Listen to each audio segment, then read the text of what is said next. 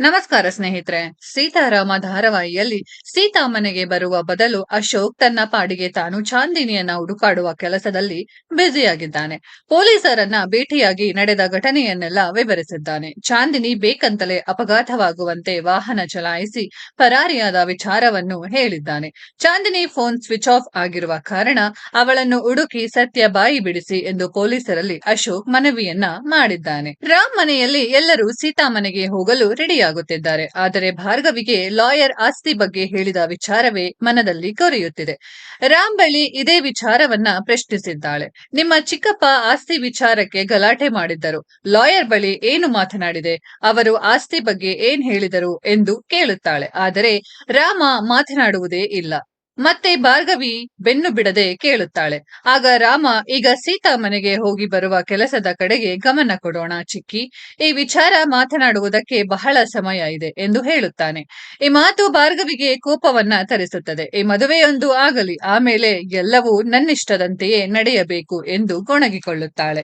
ಸೀತಾಕ್ಕೂ ಅಷ್ಟೇ ಸಂಭ್ರಮದಲ್ಲಿ ತಯಾರಿ ಮಾಡುತ್ತಿರುತ್ತಾಳೆ. ಮನೆಗೆ ಪ್ರಿಯಾ ಬಂದು ಕಳೆಯನ್ನ ಹೆಚ್ಚಿಸುತ್ತಾಳೆ. ಅಜ್ಜಿ ಶಾಂತಮ್ಮ ಬಂದವರಿಗೆಂದು ಉಪ್ಪಿಟ್ಟು ಹಾಗೂ ಕೇಸರಿಬಾತ್ ಅನ್ನು ಸಿದ್ಧಪಡಿಸಿರುತ್ತಾರೆ.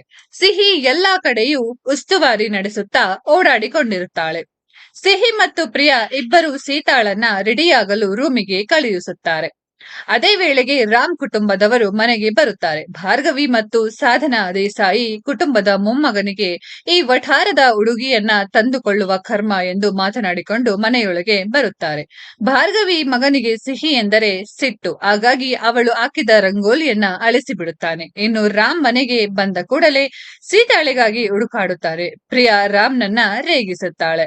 ಸೀತಾಳನ್ನು ಸಿಹಿ ಕರೆದುಕೊಂಡು ಬಂದ ಬಳಿಕ ರಾಮ್ ಮತ್ತು ಸೀತಾ ಇಬ್ಬರು ಮಾತನಾಡಲು ಹೋಗುತ್ತಾರೆ. ಆಗ ಸೀತಾ ತನ್ನ ಹಾಗೂ ಸಿಹಿಯ ರಹಸ್ಯವನ್ನ ಹೇಳಲು ಮುಂದಾಗುತ್ತಾಳೆ.